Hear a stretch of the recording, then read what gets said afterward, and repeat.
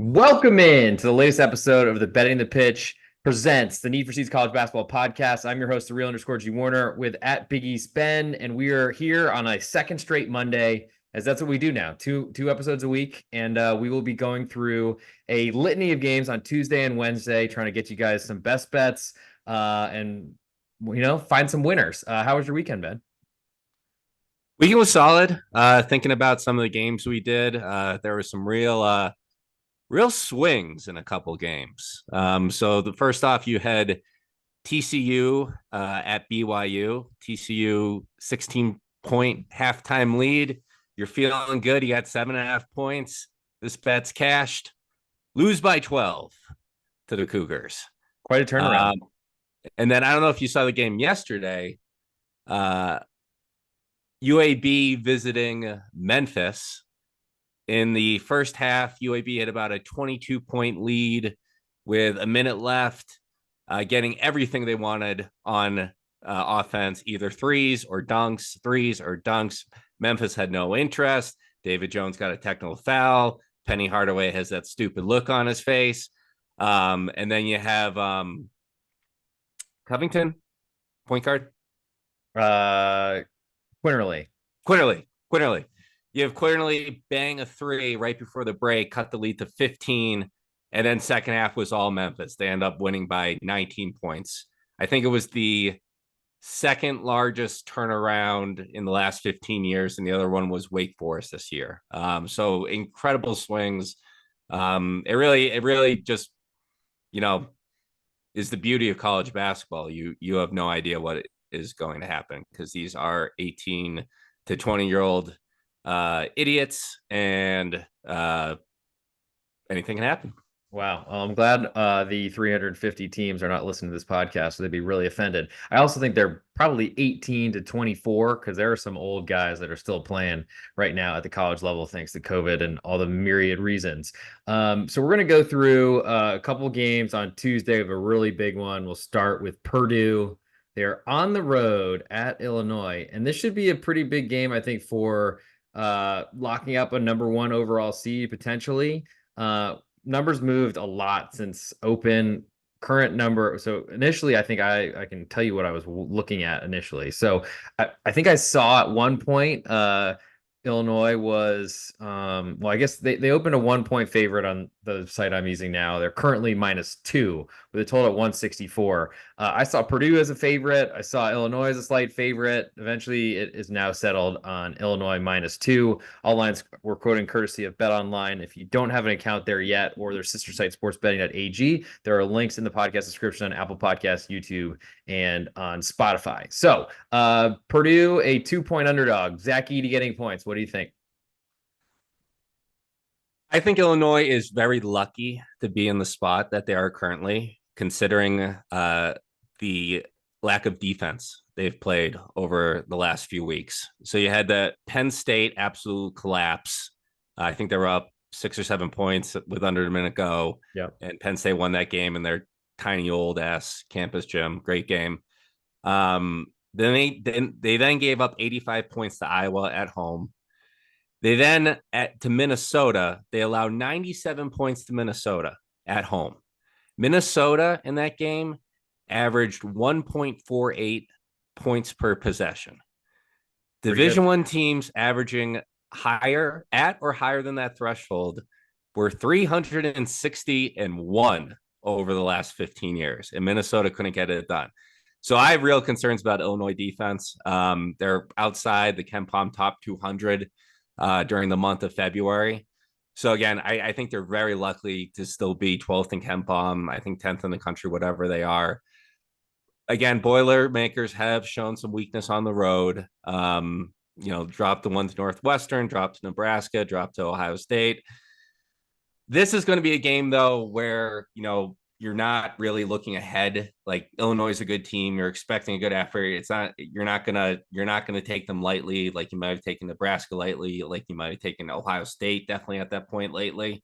So given Illinois struggles on the defense end, I think Purdue will be locked in. They blew them out at Mackey. I don't think it's going to be the same result, but I think they have enough to pull away with this one. Yeah, so I don't think TJ Shannon played in that game at Purdue. So I'm not sure what you can take from that first meeting, but it was a blowout. I think Purdue was up 21 for at the peak and then ended That's up true. somehow Illinois coming back late to, I think, cover the spread and make it look a lot more. I guess a loss is never that pretty, but I guess to make as pretty of a loss as possible when you go on the road to Mackey. I don't think the Purdue will be as likely to I guess, struggle to hold a lead. But as you just mentioned coming into this podcast with what we saw this weekend, and honestly, that's one of those things about my mom always said that you never turn on a basketball game to the final 2 minutes because whatever happens before then really doesn't matter. And she's not a podcast host or anything like that, hasn't been podcasting now twice a week for this entire season. But I do think she has a point that ultimately you really have to kill teams dead or anyone can come back. And that's welcome to March. That's basically where all these teams, the good teams, are good teams for a reason. The ones that are making the NCAA tournament are going to have a really big opportunity to, because they're all good teams at that point. But we're not there yet. So I guess I'll save that for later. I think Illinois, I mean, certainly questions about their defense and good stat about them being in the top or not in the top 200, not great. Because I know that you really have to think be in the top 30 or something like that, and overall defensive efficiency on Ken Palm to have a reasonable shot at winning a title based on historical years and years and years and years of that. I do wonder about Zach Edey and how maybe a Coleman Hawkins matchup can potentially pull him away from the basket. Also, potentially, I think there's some foul trouble risk, which certainly higher on the road than there is at home. I'll take Illinois a 2-point favorite at home. I don't know that I feel good enough about fading Zach Edey because honestly, I just don't want to fade guys that are unstoppable. But I do feel like if there's ever a time that it's not going to go well for them, I think Illinois has proven that they can score with anybody, which that's generally a Purdue strength. Just watching Domas go one-on-one, and he's done it multiple times this year, I think against FAU at MSG, and then this weekend at Wisconsin was pretty incredible. So I can't get that out of my mind. And I do love that I actually saw him play in the MVC tournament the time I went right before COVID started and ended all of our lives for a year and a half, essentially. Move next to Syracuse visiting Clemson. This is a bubble matchup with some potential quotes around it. Currently, Syracuse a 9.5 point underdog. Total has climbed from 152.5 to 153.5 points. What do you think about this Clemson team? I mean, they've had some really good results. Winning at Alabama was pretty impressive. I don't know that they've been super consistent, but there's not really high expectations for a Clemson program. Meanwhile, Syracuse is probably two of the most dynamic guards in the same backcourt across this country, but there's only one basketball. So Syracuse has somehow now climbed into the bubble conversation, despite being ranked 79th on KenPom. Why? They beat North Carolina. They then followed up with a loss to Georgia Tech, and then they've beaten NC State, Notre Dame, Louisville, and Virginia Tech. So I don't understand why people are clamoring for Syracuse to get in the big dance. I know they've made it, they've stuck in the dance before and had some pretty good runs under Jimmy B. I don't think that's happening this year with this team. Can I make a guess? Yeah. There's an extremely high percentage of Syracuse grads that are on all of the sports media across this world, essentially, or at least the United States. So that makes me think there's some reason, or it's like, does it bear what in the woods? Certainly a Syracuse fan will be trying to get the orange now, I guess, minus the men into the NCAA tournament. But they don't play that 2-3 zone, so I feel like they're less likely to be as dominant. They'll try it sometimes, but it seems like Red Autry is not really into that. No. And I mean, he's adapting. I think he's done a decent job this year with the team. But when Syracuse played Clemson early this year at the Dome, Clemson had 21 turnovers in the game. 21 turnovers. Clemson won by 9. Clemson won by 9 points. So yeah, I mean, there's certainly a talent discrepancy. And then on top of that, you have Syracuse dismissing Benny Williams from the team. I missed that. Good spot. Okay. Yeah, so he had like some height, some ability, some strength to maybe shut down PJ Hall. He's gone. So senior day for the Tigers. You got a big senior class with Hall, Gerard, and Hunter. I think they put on a show. They combined for 40 points at the Dome. I think they go over that. Give me the Tigers covering the large spread, 9.5. So to that Benny Williams point, he was supposed to be like, I think he and Judah Mintz were probably similar levels of expectations when they came into the program. I think they're both sophomores or at least both relatively young players. I don't think Benny Williams was playing a lot this year, and I wonder if it was more than I mean, to me, I was thinking, ooh, huge name, but then now that I think about it and where I have him buried on the Syracuse rotation, I don't know that he was getting too many minutes. What that does do though is it really limits the Syracuse front court that already lost Florida State transfer McLeod, their center, to a season-ending injury. So they're getting thinner and thinner and thinner. I don't know that I would say Clemson is more talent. I think Syracuse has some better players, but I think there's plenty to wonder about the Syracuse coaching staff and them all playing together.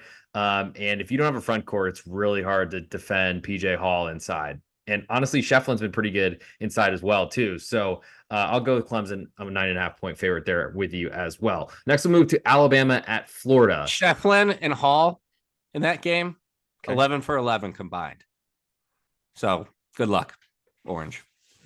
Yeah, I'm trying to think. So that's going to be a lot of Chris Bell, who just wants to shoot threes, but he'll be playing, I guess, alongside. I don't know. I mean, I don't know that Benny Williams is such a huge loss now that I'm thinking about it. Certainly, he's a good player that hadn't been doing much this year. But getting dismissed from the team, it's probably not a good scenario surrounding it. I doubt it's from like cussing out your coach. It's probably worse. But anyway, so move to Alabama, Florida, and we have looks like so I was watching this number pretty closely when everything came out. Alabama opened a 2 point favorite at Bet Online, got bet all the way down to pick 'em. We're back to Alabama 1 point favorite now on the road. Florida with a total of 177. We saw this game fairly recently. I think Florida was a 9 point underdog on the road at Alabama, so this number's took down a little bit, I guess you could say, if you're just switching home courts from that number. But it should have because Florida controlled that game, and I think both you and I agreed that they should have won in regulation, went to overtime, and I guess, I mean, to me, I felt like they still had a fairly good chance to win, though, when underdogs go to overtime, especially at the 9 point variety, it never ends up well. What do you think about this game? So I'm sorry, Florida, since getting blown out by Tennessee on the road, their only losses are a 1 point loss to Texas A&M in College College Station. Station. Okay. The overtime loss to Alabama that we just talked about in Tuscaloosa. Mm. And the South Carolina game last weekend where they had a 7 point lead at halftime. And then a 6 point lead, 6 or 7 point lead with like 6 minutes to go, and they fell apart to drop that one to Lamont Paris's team. So I mean, if you take out those three games, very close games, this team could have like only 3 losses in the SEC. Alabama coming off, that tough game against Tennessee. Did you watch it? Have you watched that game yet? I did watch Alabama, Tennessee. I was at a bar, so I watched whatever is possible to watch. It was basically, to me, Tennessee was ahead, Alabama took the lead, then all of a sudden Tennessee was ahead by a lot, and Alabama was really struggling, which I think was crazy that Alabama went from pick 'em. I think I saw -4.5 at one point on the Tide, which, I mean, usually the market's not going to move a line 4.5 points and be wrong. But sheesh, if you bought in at Tennessee at any point of that movement, good for you. I ended up taking Tennessee money line. So happy with that. There we go. And if you took Uh, it later, then you probably got a better price. So even better. yeah. And it seemed like Alabama focused like just 100% of their defensive effort on connect, which is what you have to do. But they were letting, Ziegler pop at will from three. They're letting Vescovy pop from three. They're letting James get inside. So I actually thought that like the Tide put forth a better defensive effort than I expected, just from purely limiting connect. I think the game went way under the total. Yep. But yeah, I think Florida's playing really good ball. I think they're peaking at the right time. They definitely have a more solid defense, they've proven over the stretch of SEC play than Alabama. So I like the Gators getting this done on their home court. Alabama still doesn't have a very marquee road win that I can think of this year. And so Florida covered that A&M loss, covered the Alabama loss. I don't think they got outside 9 in overtime. So they've been on a huge cover streak. I know there was questions about Florida even being an NCAA tournament team for a while. Fast forward to Saturday, they're ranked 24th, up I think 6 or 8 late against South Carolina, and Lamont Paris just threw a 1-3-1 zone at them and they really struggled. I don't think Nate Oates is the type to really play much zone. I don't have that in my database of watching it. I try to mark down when people play odd or exotic defenses, so I have some idea if that might be thrown at them. I mean, maybe you watched it happen and watched Florida really go into a shell on the road. But I also think that's a big risk playing 1-3-1 zone because there's a lot of open space when you're playing that. And on away from home, I don't think Alabama, being as proud as they are and how good their season has gone, I don't think all of a sudden you're just installing a 1-3-1 zone all of a sudden. So move now to some Wednesday games and we'll get to best bets. I think we'll start more just on I guess a macro level. So Villanova, or excuse me, so Marquette, of course, had an awful weekend with their point guard diagnosed with a strained oblique. Reminds me of the baseball season that's coming up soon. Stay tuned for Betting the Pitch baseball podcast coming up. Not with that Big East Ben because I don't think he's as into it as I'd like him to be. But maybe we'll work on that and maybe we'll just do a podcast every season. But to me, it seems like an oblique's a really bad scenario. And now the backloaded Big East schedule really bites Marquette potentially with UConn coming into town. You said Ken Pom was projecting UConn a 2-point favorite at Marquette. Is that right?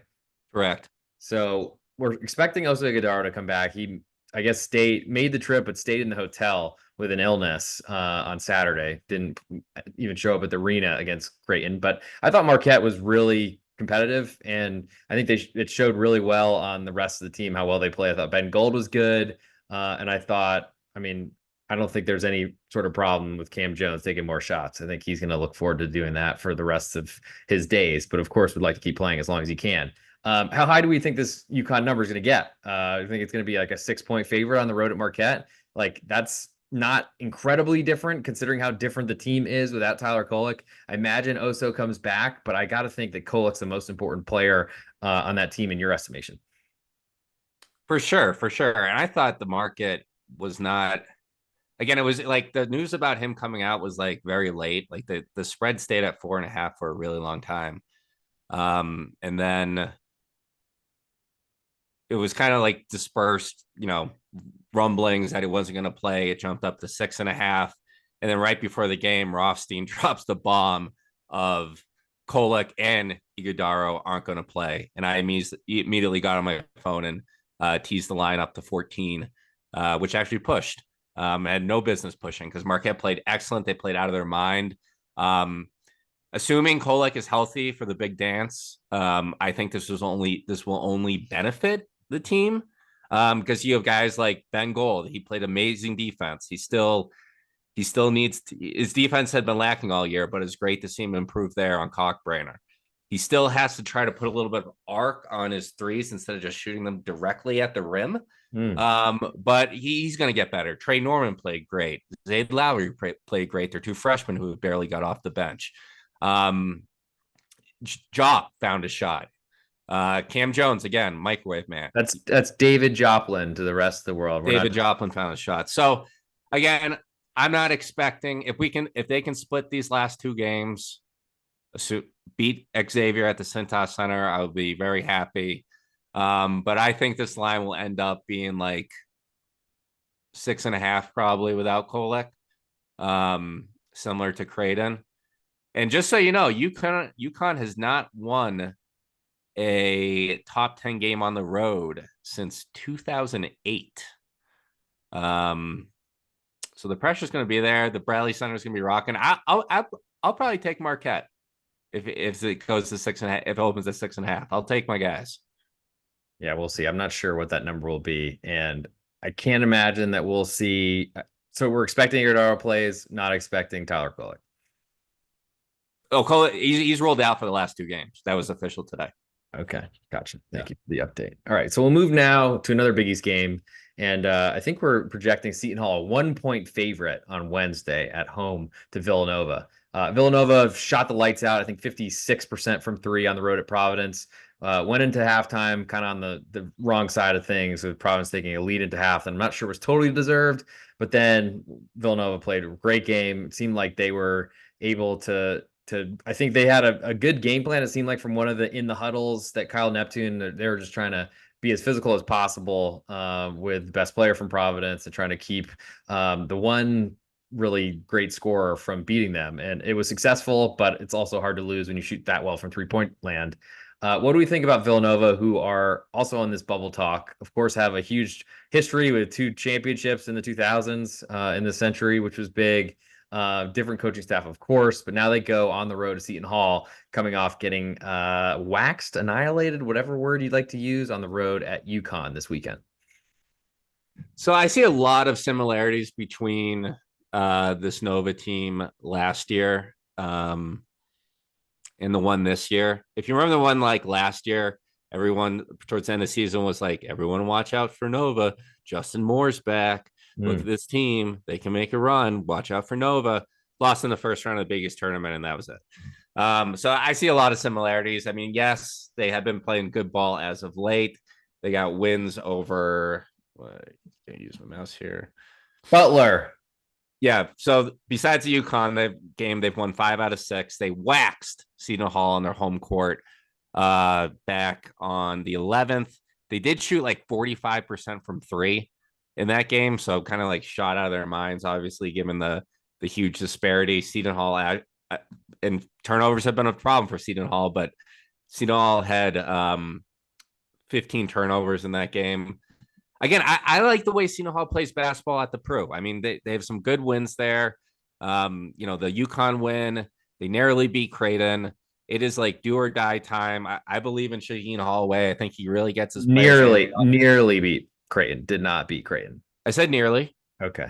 I said nearly. It sounded like you said it sounded like you said narrowly, and I was like, man, I wished it was narrow, because it was not narrow enough to cover my 1.5 points on the home underdog. Oh, I got 3 in that game. You got 1.5. I pushed. I think so, because they hit a 3. Didn't they hit a 3 at the buzzer to lose by 3? Because I think the fouling was really going the wrong direction, and I was like, well, at least there's a really bad call in that by Jeff Anderson lookalike guy. I forgot what it. There's like 3 Jeff Andersons in the Big East. Only one runs with his knees to his nipples. Put it that way. But besides those 2 losses, the Creighton loss, the Providence loss at home, have they played UConn at home yet? They beat them. Oh, and they beat them, yeah. So besides those 2 losses, they've defended the Pro. And again, I like the guards. I like Richmond. I like Dawes. I think Richmond will easily be able to contain Justin Moore. He's lost a step. I mean, Dixon is the X factor. The Seton Hall bigs aren't really special. Yeah, Badeko and I think you're underselling Bediako. He was really good at Santa Clara. I think he's a lot more capable. And the nice part is Mikey Dixon's probably 6'6", so he's got 6'10", 6'11" around him, which probably doesn't work very well on the perimeter, I'll admit. But I think I'll honestly sign up to see Villanova shot really well at Georgetown. I think their game before this Providence one, I would expect a third straight over 50% from 3 is not likely. I don't think it's likely either. Give me the Pirates. I'll take the Pirates as well. Did we have another game we wanted to go over? I can't remember. Best bet time. Best bet time. Before we get into best bets, please, if you're not a member of my Patreon, check it out. Patreon.com/real_G Warner. Best spot to get all my plays, leans, write-ups across all sports I'm covering right now. Soccer, plenty of that, and a lot of college basketball, of course. If anyone's looking for college basketball pools or things of that nature, we got a lot of conference tourney stuff out there. Might have started tonight, though, so it might be a little too late by the time you listen to this podcast. But as always, the at Big East Ben and at the real_G Warner, all those inboxes are open. You can find me there on Twitter, on Instagram, on Patreon, on YouTube, wherever.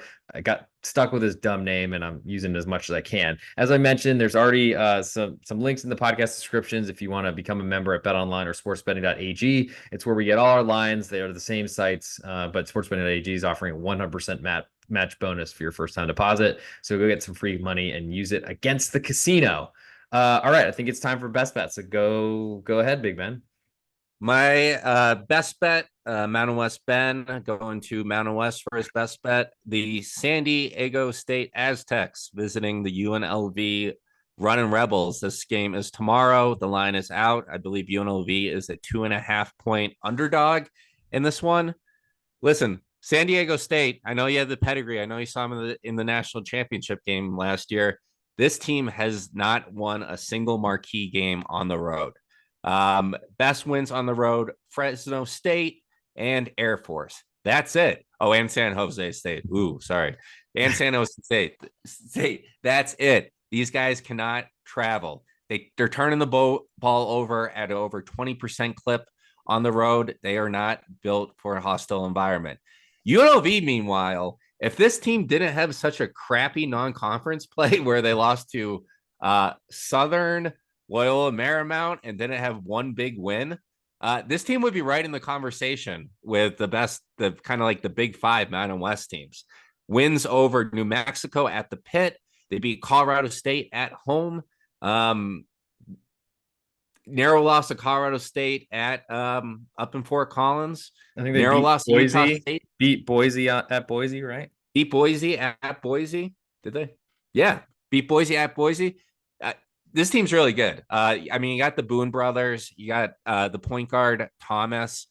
They're peaking at the right time. They've won 4 straight. Yeah, they only lost to Nevada by 3 at home. Like, this is a great spot for the Rebels. Senior day.